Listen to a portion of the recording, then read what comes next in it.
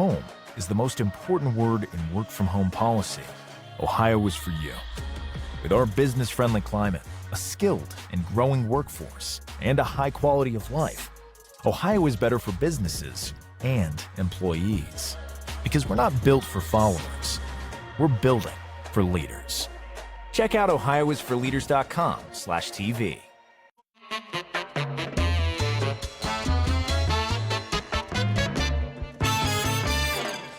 Welcome to Highly Questionable. We have Katie Nolan on one side. We have Mike Golic Jr. on the other side. And we have lots of stories to tell. I only painted one of my hands. I didn't paint either today. Oh. Do you believe the Seahawks will hold on to Russell Wilson after they turn down the Bears' offer? Okay, Dan Patrick is telling us that the Bears offered Seattle 3 first-round picks and 2 starters in order to get Russell Wilson. Now, 2 starters is a vague term. There are 22 people who start. We don't know exactly who those players are. But that is a pretty big haul, and Seattle was not interested in hearing it. I do not think that Seattle's going to trade Russell Wilson because that $39 million cap hit that they would have to endure for trading him simply doesn't make it worth it. Pete Carroll's too old to be out here trying to compete without a quarterback and a $39 million hole in the salary cap. I don't think that they are going to do that. However, this is going to get awkward, man. It's obvious that he doesn't want to be there, and it seems fairly obvious that the team does not want him to be there, and they've been passive-aggressively dealing with it for this whole offseason. How's this going to go when the season starts? And don't let them start slow. Oh, boy, it's going to be drama. And Mina going to hear about it from all of us. Just to note, again, on the anniversary of the day that Tom Brady said he was going to Tampa Bay, I too will be driving this into Mina as hard as I possibly can. That being said, the Bears would then be the third team of the 4 teams that Russell mentioned he would be interested in going to. The only team left being the Raiders. And I think the main reason Pete Carroll being 70 years old is he's not interested in a rebuild at this point. And in order to make all of this happen and for Russell to leave and for them to get what they believe they deserve in return for Russell, they would have to move some things around, obviously figure out a quarterback situation and change their whole team. Doing that at 70 is, I can imagine, exhausting. I mean, I'm very, very, very far from 70, but I can relate to getting older and tireder. And if I'm as tired as I am at whatever low number of 30 you think that I am, I can imagine that by the time I'm 70, I'm not going to want to build something that I think I've already put the time into building. And since what Russell wants is more input, and Pete Carroll doesn't really have to give him that, I also think he'll probably stay there and they will try to make it work. And like I said, I will enjoy discussing that with Mina all season long. Yeah, and one of the things, because it's interesting to harp on the Seahawks portion of this when I really just want to use the Bears as a cautionary tale for you, Katie, because right now you're getting in the hope business with all this Deshaun Watson and New England talk, and look at where hope got Chicago. Now, Chicago's a victim of its own incompetence because they made their bet on this last year, and Andy Dalton is just now tucking them in the covers and kissing them goodnight, because their adherence to Mitch Trubisky last year and thinking Nick Foles was a solution in Chicago made this situation now where they were a kid cramming the night before the test, and they're surprised that they failed when it came time to take it here. So for them, I'm not shocked. I didn't think Seattle was going to trade Russ at all this time. What I am a bit shocked by is the actions of Chicago to not make that a better landing spot for Russ in this. The reactions of other teams involved in this, like the Raiders, who were on that list. And when they looked at the list, one of the things that Russell Wilson cited was, man, I really like your coach and your offensive line. And then they proceeded to strip down the offensive line in real time in front of us. Like, who has people coming to buy their house that say, you know what, I really like that front porch. I really like what it does for the curb appeal. Well, good, because we're tearing it down and we're putting a moat up here. This has all gone about as poorly as it could if you're Russell Wilson looking for outside leverage in a situation that Bomani pointed out, it seems you really don't want to be in anymore. Yo, 2 things here. Number one, Mitch Trubisky could not come back to Chicago, right? Like, it had just gotten too bad for all parties involved. However, they got worse at quarterback. I would definitely rather have Trubisky than I would have Andy Dalton, right? Good job, Chicago. Number 2, I recognize that there's a generation for whom the Raiders have been irrelevant the whole time you've been around. Like, you don't think about the Raiders. They're just a team. Nothing, and I mean nothing, makes less sense in this world than Russell Wilson, quarterback of the Raiders. It's so right? true. Like who is less like Ken Stabler than that dude? And I mean, he's a lot like Ken Stabler, except he's nothing like Ken Stabler. Bo, it's so interesting thinking about the Chicago thing you pointed out with Mitch, because, yeah, I can understand you'd be better with Mitch, but I think the whole charge for Chicago was if you're Ryan Pace and Matt Nagy, you know you're on life support right now, and you had to swing big. I'm just amazed that you put yourself in the position where it was so last minute, knowing that most people in this league operate at their very core out of self-interest and wanting to protect themselves. This feels like the waving the white flag for that group because they're not going to survive this year with Andy Dalton as their quarterback. Let me ask you a question. You ever been in a room with somebody who bet on an Andy Dalton team? Like, have you ever been there with somebody who put money on a game betting on Andy Dalton winning? Because I have seen it. And the conclusion that was reached after was, I'm never betting on Andy Dalton again. That was just a couple $100. These dudes are betting their jobs on Andy Dalton. You know the one group of people that's okay with that, though? Buffalo Bills fans who still look at Andy Dalton with those loving rose-colored glasses and say, nah, remember what he did for us. Maybe he can do this for you, too. It's not glasses. That's what his hair looks like. That's just regular glasses. At least the drapes match the jersey. Could you see Brad Stevens ditching the Celtics to coach Indiana? Okay, now I want to start this by playing an interview from Brad Stevens, right? Brad Stevens interview on the radio, and listen to how he talks about how glad he is to be the coach of the Boston Celtics. Right, just back to the Indiana thing one more second. I'm sure you love talking about this with us, but I'm sure you've seen this kind of groundswell of support for you there, and obviously that place means a lot to you. What has that meant, and does it put you in almost an uncomfortable position when you are here? Yeah, of course. It means a lot. It means a lot. But you know, I know that listen, I've got a lot of friends back there. I've got a lot of people that you know, are really important to me there. My dad's still there. Like, so you know, that does mean a lot. I won't act like that doesn't, but it's like I said earlier today, it's flattering. But I also realize that I'm the coach of the Celtics, and you know, that's it's been an amazing opportunity, an amazing challenge every day for the last 8 years, and you know, I'm extremely grateful for that. Now, act like he didn't say a single word of that and let us get into reckless speculation. Now, Brad Stevens going to Indiana would be the dream for a young Brad Stevens, and it would be the dream for current Indiana fans. And one thing you need to understand about college basketball is that since 2010, there have been at least 3 schools that have had the dream of Brad Stevens being their next head coach. Duke, North Carolina, and Indiana, 3 of the top 6 programs in the history of college basketball. And if that dude wanted to coach college basketball, he would still be coaching college basketball, right? If I'm Brad Stevens, there's got to be a lot of pressure to be the head coach of the Boston Celtics. There does. There's got to be 10 times more pressure being the head coach at Indiana, because if he goes there, they're not hoping that you're going to be good. They're demanding that you're going to be good, and they're demanding that you be good without cheating in any way whatsoever. And man, that's really hard to do.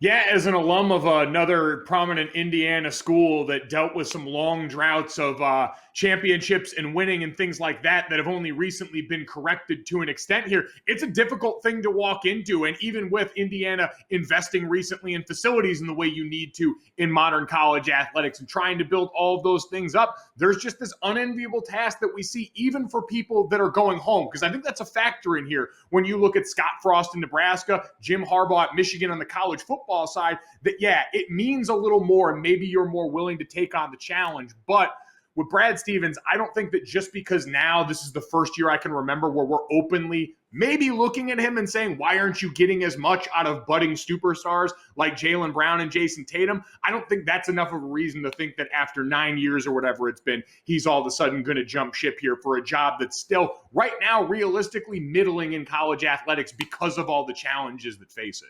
Yeah, but also it is enough because it's why we're doing this segment. It's why we feel comfortable saying that he's going to leave. If I recall correctly, I think Brad Stevens has mentioned before that he hated recruiting. And that is kind of the big difference between the two jobs. I mean, there's a lot of big differences, but it seems to be if that's something you hate doing, I wouldn't recommend that you go try to do it. Yes, his family's there. He has connections to Indiana. And maybe he'll leave because whoever framed the camera at the Celtics postgame decided to make him look like he was 2 feet tall, which I think would make me upset and maybe make me leave. But the reason I think we're all ignoring the obvious reason that he cannot go to Indiana is because he looks too much like Pete Buttigieg, and they already have one of those. So he can't go. They can't have two of those in the same state. So you heard it here first. He's staying with the Celtics. Let me tell you this, though. Think about this also on a basketball kick with the idea of Brad Stevens going back. Billy Donovan got fired by the Oklahoma City Thunder, right? Keep in mind, Billy Donovan's a guy who stayed in college after taking an NBA job because he just loved the idea of coaching his college basketball team. And when the Thunder fired him, he could have sat around and waited for this Indiana job because I think we all kind of had an inkling that it might come open, right? Billy Donovan went and coached the sorry Bulls rather than go back and coach college basketball. You don't go back there unless you've been a failure in the NBA. And this dude has not been a failure. Up next on HQ. What does the actual definition of most valuable player mean? Because you could absolutely argue he's definitely the most valuable player to that team, and he may be the most valuable player to a team that needs a player. So I think you could make the argument. I also think that a lot of people make a lot of money off of making a bunch of different arguments, and then they always just pick one of the ones that they're probably going to pick. But I would say, yes, Damian Lillard, according to me, you could be the MVP. You did good. Good job. What if once in a blue moon happened more than once in a blue moon? Brewed with Valencia orange peel for a taste beyond the ordinary. Reach for the moon. We asked people to touch the King's buns to score a 2 for $5 deal at Burger King. What? Say it again? Oh. If you're going to give it to a dude that's not on a winner, that's the guy to go with if Embiid does not play enough games to get real consideration. I think it's fascinating the way that we can look at the Pacific Northwest kind of having a similar problem with this in multiple sports, right? Because we went through this early season Russell Wilson MVP train, and the continued talk around him is he's never even received an MVP vote. How is this possible when you've got a team, in his case, that's actually accomplished the ultimate goal and been there twice in successive years? But for Damian Lillard, it kind of now is fallen into a similar spot where you've got a team that's above average. You've got a team that's driven to that point largely because of that person in that central spot. And whether it's because the area of the country doesn't necessarily draw as many of eyes for Damian, maybe it's you're playing so many games after the East Coast has gone to bed. But Bo, I think it ultimately comes back to that point, and this is, we know how these awards are structured, and so this is nice to say, but until the Trailblazers front office rewards their stars' loyalty with better players around him and better construction around him, this is going to continue to be the way we spin our tires on this. 50 points on 20 shots. I mean, look, I do this every time we talk about MVP. I hate the MVP discussion because what does it mean? What does the actual definition of most valuable player mean? Because you could absolutely argue he's definitely the most valuable player to that team, and he may be the most valuable player to a team that needs a player. So I think you could make the argument. I also think that a lot of people make a lot of money off of making a bunch of different arguments, and then they always just pick one of the ones that they're probably going to pick. But I would say, yes, Damian Lillard, according to me, you could be the MVP. You did good. Good job. You know what? And I'm glad you said it that way because I always feel so bad. He's having a great season this year. People always want to go too far, and then they point something out like this that puts me in a position to have to poo-poo on what it is that the dude's doing. It's like I saw this on one of them shows where they had Where is Drew Brees on the is around the horn. Where is Drew Brees on quarterback Mount Rushmore? And the answer is buying a ticket at the stand, right? We shouldn't have to talk about that when it comes time to talk about this dude leaving his career. Just be happy with what it is. That's right. Dame time, baby. That's the best part about this not being a Mount Rushmore. The midseason MVP list is like 8 people long at this point. We throw people on there left and right. Let Dame have his moment too. Sure as hell you're leading the MVP charge right now. Go off, Dame. We got it. Wrist tap for everybody.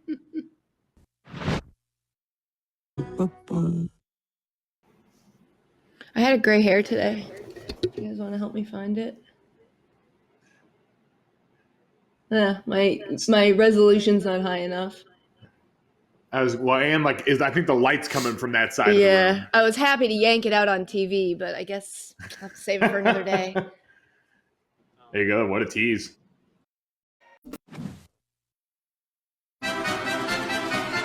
Do you question if this is the worst part for Michael Brockers about getting traded to the Lions? All right, Michael Brockers, H-Town. Anyway, he played for the Rams, and now he has been traded to the Detroit Lions. Now, we're going to go to a clip of him, courtesy of TMZ, from a couple weeks back, of him talking about Matthew Stafford when Matthew Stafford got traded to the Rams. You guys picked up Matthew Stafford, a super talented quarterback. Not to say Goff wasn't in your heart. Is it a level up? Is it a level up in my heart? Deeply, just understanding what he brings. It's a level up. There it is, man. Thank you, brother. And now you're going back to play with Jared Goff again. Something tells me that Jared Goff already knew that he felt this way to begin with. But if not, awkward. Yeah, saying, is this the worst part about going and playing where he's about to? No, because remember who he's going to play for here. One Man Campbell in this spot who's out here biting kneecaps in the Motor City right now. And you know who that's going to affect the most, because when they signed Dan Campbell, I immediately said, those guys listened to that press conference and heard, man, we are going to practice in full pads a lot. That affects the big guys the most. Welcome to 9-on-7 every day of your life, Michael Brockers. Forget Jared Goff. He doesn't have to go out for a run drill period that everyone knows is a run period. So, no, that is not nearly the worst part of him signing in Detroit. I also can't picture anybody, especially not a big man, being terrified of Jared Goff. I feel like that's one of those things you just walk in and you're like, hey, man, TMZ, right? The media. Well, here's a watch I bought you just because I really like you a lot. And then you move on with your day. I think they're going to be fine, but man, that's awkward. I mean, it does have to stink though. Like, man, we finally got a quarterback. And then you go to the not a quarterback that you were just glad to not be playing with. Do you question if Kean Burnett should play something other than tight end for USC? All right, so Burnett is a 4-star recruit. He is committed to go to USC. He is 6 foot a lot, 215 pounds. Don't worry, give him time. He'll grow. Let's go check this out. Burnett's team loses the fumble in this clip. It's high school football in California, by the way. All right. Yo, here he comes. What? Yup. What? Force the fumble, though. Wow. Woo. I mean... My favorite part is the announcer. Someone needs to block this guy. Probably not talking about him. Oh my God. Yeah, hold on. Let's get a look at I think this is number 16. I can't quite tell. The guy that's trailing, if you run this one more time, where he just thought he was running down the field in order to be part of the pending celebration.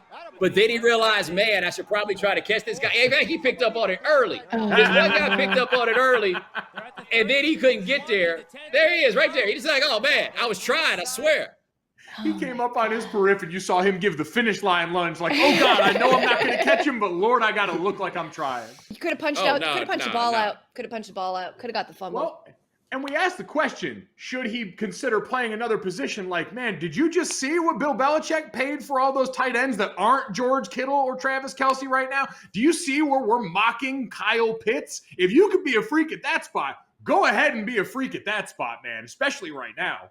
Also, shout out to the 4-star recruit. I imagine that he's the best player on the team. And if this is spring football and I've already committed to sign a letter of intent, I ain't running all the way to stop this dude.